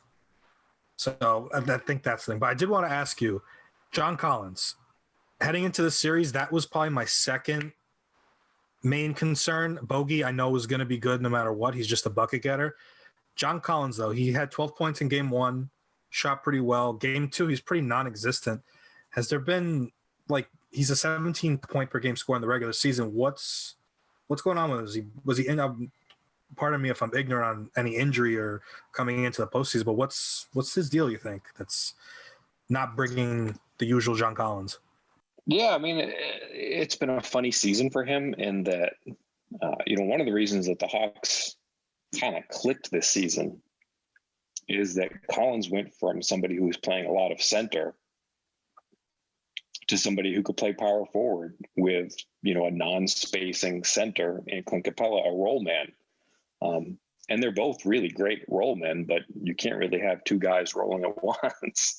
And since Capella really can't do a whole lot much else, that sort of put the burden on Collins to do other things. And he really has done a good job of that this season. I think if you look at, Basketball Reference or something with regard to John Collins, and you say, well, here's what he did in 2019-20, here's what he did in 2020-21, and you just look at the two sets of the numbers, you're like, wow, God, that's disappointing. But, he's really opened things up for the Hawks in being essentially a 40% three-point shooter.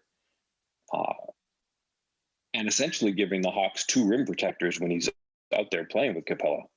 The defense in those lineups has been really, really good. So, it's not his comfort zone though. He's still uncomfortable with it.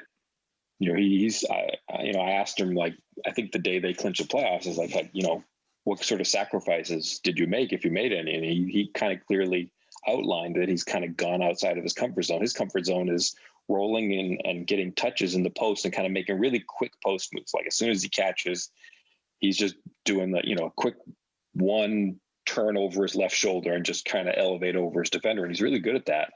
But, the arrival of Capella, while important and while something that really sort of elevated their defense to something that they didn't have last season, it just makes it so that he's not. I mean, Collins isn't really in his comfort zone, and so like all the fans are upset that the starter sat out too long in the fourth quarter. But the two things I would hope for from Nate McMillan was, one, the Snell thing, which is probably stupid, and that's probably just me being stupid. But I think one that's even better and more tangible than that is I think the Hawks really need to use Collins as sort of a center with the bench lineup, put Gallinari more with Capella as a floor spacer, and then get Collins comfortable with some more touches in the bench unit where he can be the role man, where he can be a post-up threat.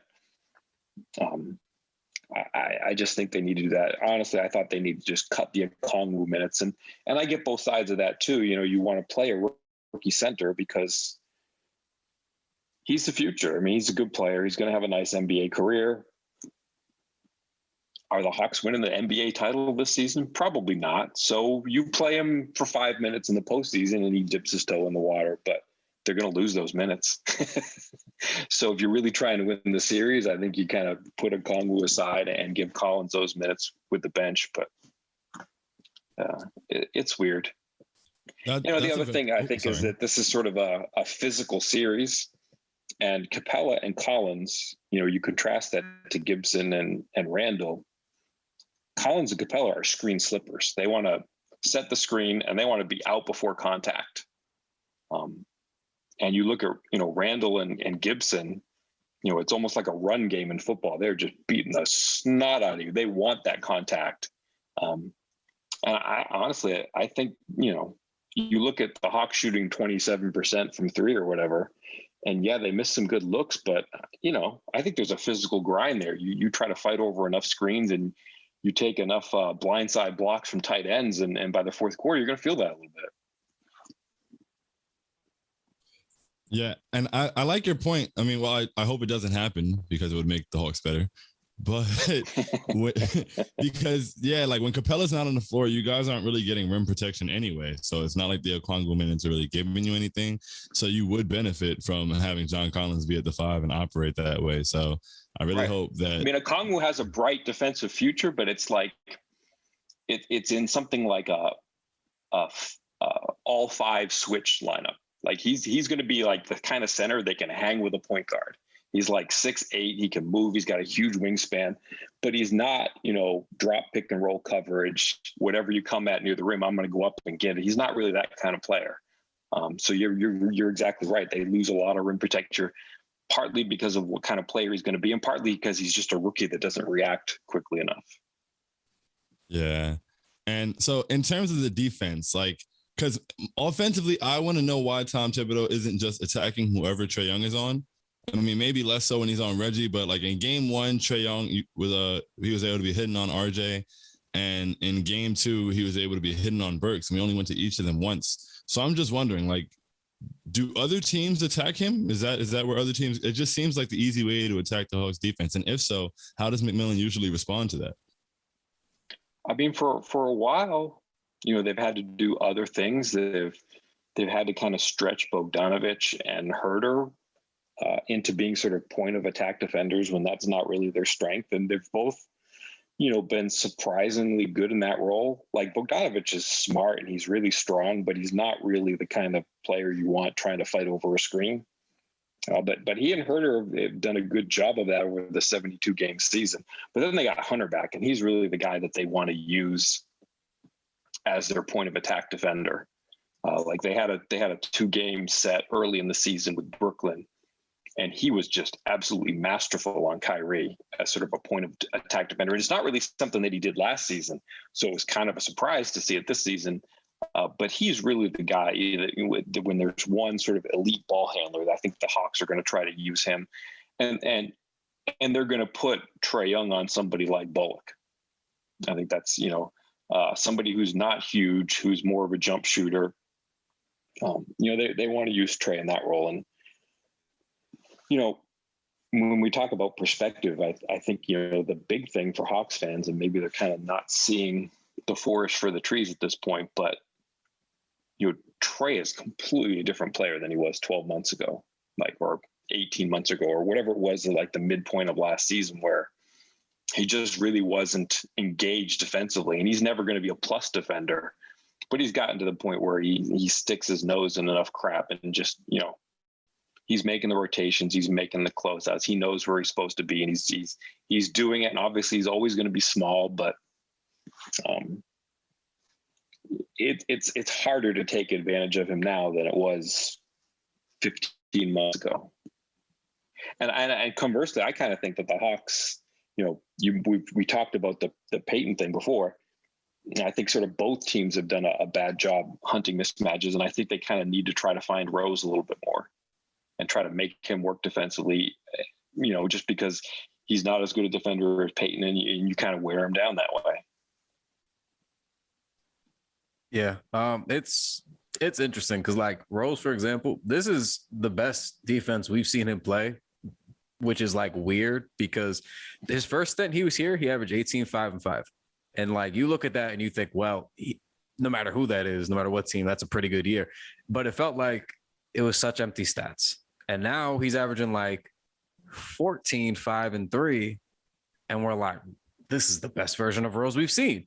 And it's because like he's just engaged defensively. Like even like, again, everybody has their shortcomings. He's not going to be super elite, but like he's learned to become active enough with his timings, with like trying to get some deflections, trying to get into the passing lanes, trying to like, improve around the margins a little bit so that he can become a little bit more impactful. So like Peyton, for us, it became like an effort issue. Like he's always like even behind on the screens. Like he doesn't even try. He dies on the screen. And he dies on, everybody says he's like this big, tough defender. He dies on screens and then he's always chasing. He's always like behind whoever the point guard is, chasing them. And it's a never ending game because Peyton never catches up.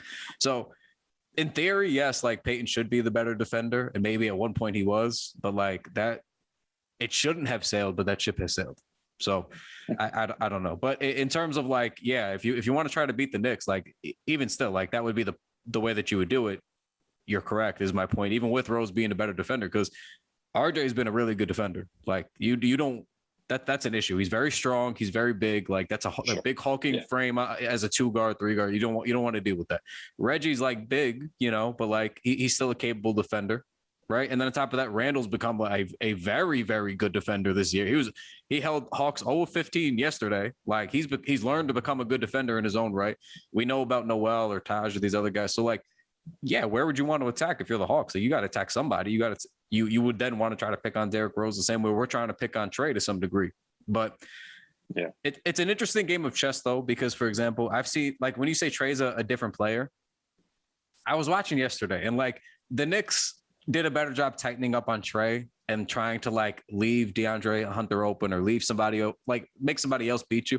And even then, like some of the ways that the Hawks would swing the ball off of some of the ways that Trey would sort of pick up the defenders and keep them with him like an extra step to make it like the Knicks were playing good enough defense. But even then, like I felt like he was making some passes where like we were scrambling, like we weren't close. Like we would make a rotation and it would be like 2 right rotations. And then he would kick it to the third guy and we'd be like, and then you have 2 Knicks running across the court trying to close out on the shooter. And it's like Trey's always been a very good playmaker, very good shooter.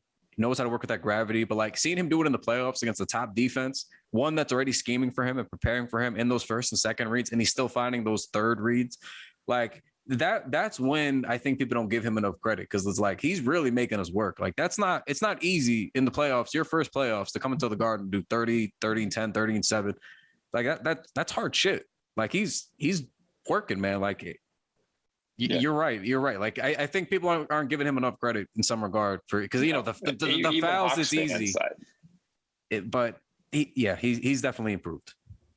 Yeah, I mean I think it was fair to have questions about Trey coming into the playoffs, and if you've watched 2 games as a Hawks fan, I think forget 1-1, forget anything else about this series. It's what is Trae Young going to look like in the playoffs? And he's this guy that fights and scraps and makes the right read on offense and scores 30 points a game. You got something. It's like not every team has somebody who can be a real prime playoff performer. And Trae looks like a real prime playoff performer. In the fourth quarter of game one, you're talking about him making decisions. They ran like a Spain pick and roll 3 times in a row. And the Knicks defended it 3 different ways. And every time Trae's like, okay, the opening is here. Once it was behind him, once it was Capella at the rim, and once it was Bogdanovic out in the left corner. And just based on how the Knicks reacted each time, he made a different pass. It was like 3 consecutive possessions, 3 straight assists. And they were just like pinpoint beautiful passes. And it's like, that's unbelievable stuff. And I think the one thing I think that Trae probably has to do in game 3 that he didn't really do in games 1 or especially game 2 is he has to be cognizant of sort of the psychological part of the game. And what I mean by that is this, like, Capella's busting his butt out there. And, I think like into the fourth quarter, he hadn't scored yet. And he had like 5 blocks and 12 rebounds or something. And he's got to roll to the rim time after time after time to be the decoy or the threat or to get the defense to move, to make that space for Trae to turn the corner. And, I think the Knicks, more than other teams, are letting Trae turn the corner and get into the paint and make decisions from like 7 feet away from the paint after he's kind of gotten into floater range. So that kind of takes Capella's game away. And I think Trae has to be cognizant that Capella needs a few touches just to kind of stay mentally in the game. And it's not like a criticism of Capella. Like, it's even like a subconscious thing. Like, he just needs that reward of getting the ball near the rim early in the game. And Trae, I think in the first quarter, like in the first couple of minutes, tried like a little whip past Capella that got deflected. But I think there are a lot of times so far in this series where Trae gets 7 feet from the rim in floater range, and he's so good at disguising. Like the alley-oop pass looks just like a floater. Like his motion going into it just looks identical. And I think every now and then he's just got to turn a floater into an oop and try it and see if he can get Capella involved, just for that subconscious psychological boost that Capella is ready to work with Randall and Gibson, because they're in. Gibson and Randall are into this series. They are road grading. So he's got to be more physical, and I think just a couple more touches at the rim on some of those rolls would benefit Capella. Yeah, I think we saw that their last game at MSG in the regular season. I don't know if you remember that game. Trae started off red hot. I think he had 16 points, 5 assists in the first quarter. And it was basically just him and Capella running a 2-man game into the ground, and the Knicks couldn't do anything. So based on that, moving now to game 3 and 4, beyond Capella, what do you think the Hawks' biggest adjustment has to be? Because these games are razor thin. Even last night, even though it was a 9-point game, I still think it was a very close game for most of it. What do you think the Hawks have to do to flip the script? I think they need one of the things that McMillan said after the game 2, and I kind of agreed with it, is I think they have to be a little bit more patient on offense. He wants to not necessarily sort of take the first open shot that comes available, because he's kind of the opinion of make the other team defend the full 24 seconds. And that's kind of been the Hawks' identity since McMillan took over, is a very methodical half-court offense, very patient, kind of getting things late in the clock. And I do think that some of the jump shots that they got, especially in the second half, it felt like they could have been a little more patient trying to work it. So I think that's one thing that they can do a little bit better. You want Bogdanovic taking 13 threes or whatever he did in game 2. And I know he didn't make that high of a percentage, but I think they want to change the variety of some of them to possessions where the offense probes and works the ball a little bit longer than they did in some of the possessions in game 2. Bogdan has been giving me nightmares since the RJ Steele that never was, that ended up as a 3 in game 1. Yesterday, he was just the fact that he's a very good, like, all around player. Like, I don't know what you want to put his ceiling at or how you want to rate him. I just know that, like, I've seen him do a lot of passing. That's good. I've seen him stay under control almost all the time. He always knows kind of where to be. He always knows how to find the space and get into it, find a good, opportunity for a jumper. And that's excellent on a team with Trae Young, where we're trying to overcommit to stopping him, because it felt like every time we try to go hard at Trae, trying to run him off a screen, whatever, like, he would just flip it out to Bogdan, who was wide open. And I feel like, this series, I said it for the Knicks with, like, Reggie. I was like, Reggie being, like, having a really good Reggie game, like, they're going to need that if they want to, like, steal a game, try to, because we already, like, I feel like that they are pretty evenly matched as a whole, but it's going to be like, is Reggie going to step up? Is Bogdan going to step up? Like, whoever those kind of third, fourth option type of guys are going to get hot, have a good game. That's going to be how you win, or at least stay in it. Because, like, I was very fearful. I was at the game last night. I was very fearful every time Bogdan caught the ball. I did not like that. He was like disgustingly open. I would take it over Trae, but he's very good. And I guess I wanted to ask you, it's been a weird season for him. He came here, he was going to start. I thought he was going to start, but then it was a bench thing, and then he was injured, and now he's come back and he's got a big role. I guess, what do you make of his first season? And then what do you make of how they're going to keep using him going forward? Even just beyond this playoff series, it seems like he's now figures to be a big part of what this team's core is. Yeah, he's huge. Steph Curry did him a giant disservice by hitting like 106 threes in April or whatever he did. Like, Steph Curry set the record for, like, threes in a month in April, but, like, Bogdan was not that far behind him. Like, if Steph Curry was, like, an outlier of like 4 standard deviations, like, Bogdan was an outlier of like 2.5 standard deviations, because he had an unbelievable April. Like, I think he made like 93s in April, which is just absurd. And he did it, like, hitting 50% of them. Like, he was an unbelievable offensive threat in April.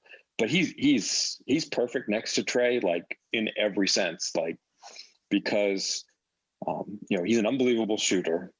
Like, Gallinari was on a podcast a couple weeks ago. I think it was Fran Fraschillo's podcast, and he's like,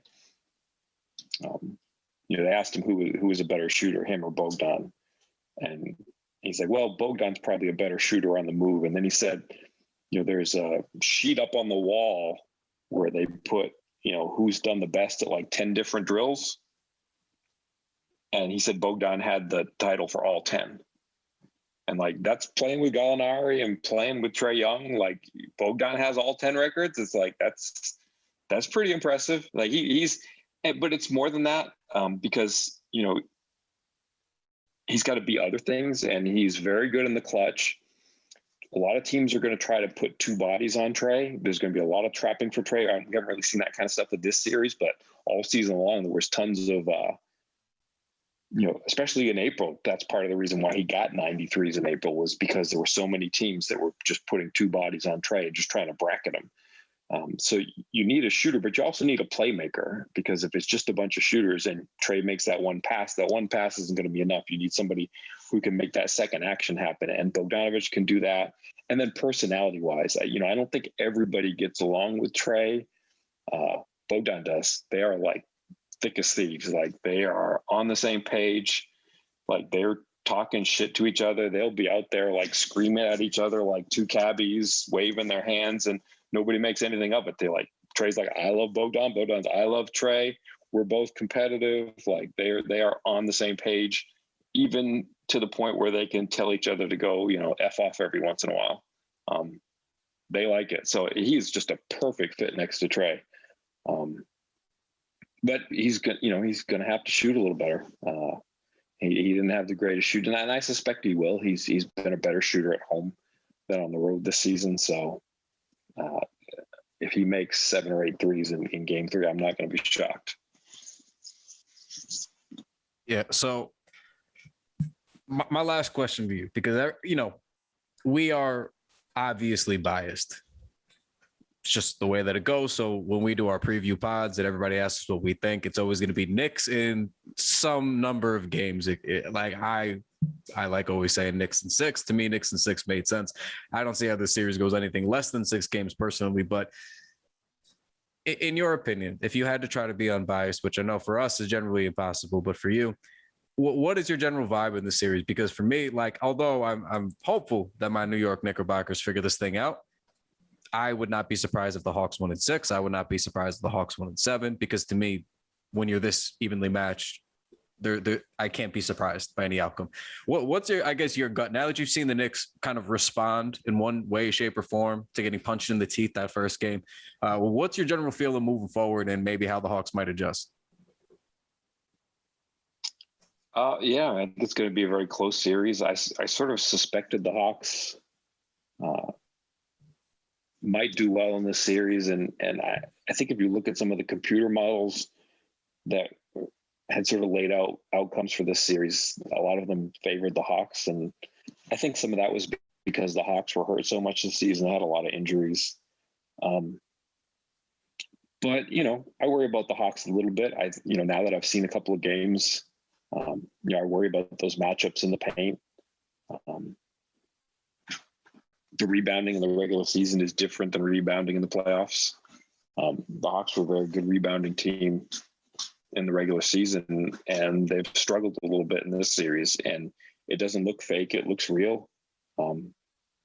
So, I after seeing a couple of games, honestly, my enthusiasm has dipped a little bit, but I also think they're going to shoot better.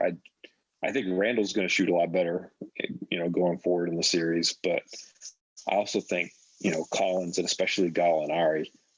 Gallinari's a really good shooter. He's just missed some wide open shots, and I think that he's going to settle down. But I thought, honestly, that the Hawks had an advantage inside going into the series, and I think it's more even than I thought it would be. Taj Gibson's good and smart. I mean, here's the thing is, like, what changes about regular season to postseason basketball? And I think the biggest thing is that, it gets really physical, and it especially gets physical off the ball. Like, the calls on the ball don't change that much, but you got to be cognizant of what's happening off the ball, because off the ball is just forking war. And the Hawks, they don't have a lot of guys with postseason experience. They don't have a lot of mean, tough, nasty guys. They have to realize that it's kind of a wrestling thing off the ball, and you got to be physical. You're going to have to tighten up and get physical early in the play off the ball before it becomes an on the ball play. Yeah, John Collins is crying about the. I think it's a 7-game series. What's that? I'm sorry, I messed up. My bad. I was saying John Collins was crying about the screens. That the screens are. Yeah, I mean his. Yeah, and they weren't necessarily plays maybe that involved him. I think the plays that maybe they looked at were more plays, because I think Hunter and Bogdanovich were getting blasted, but Collins. The playoffs are going to be trickier for him because he's more about making plays on the ball, and he has to get used to trying to thrive in those wrestling matches off the ball. That's an area where he can get a lot better. He's kind of a light guy. He gets pushed around a little bit. But yeah, I think I don't know that he was necessarily referring to his own situation, because like the fouls that Collins was committing were they were fouls, but like the screens that Randall and I asked McMillan today, I was like, what do you think of the screen setting? And he's like, I think the league needs to look at some of the screens. And I wasn't trying to get him in trouble, but I don't want anybody at the Hawks coming to me and saying, yeah, you got Nate in trouble, you got Nate fine. No, I was sort of thinking that he would say, we need to be more physical. But yeah, you have to see what the refs are doing, and you have to play by whatever the rules are for that day.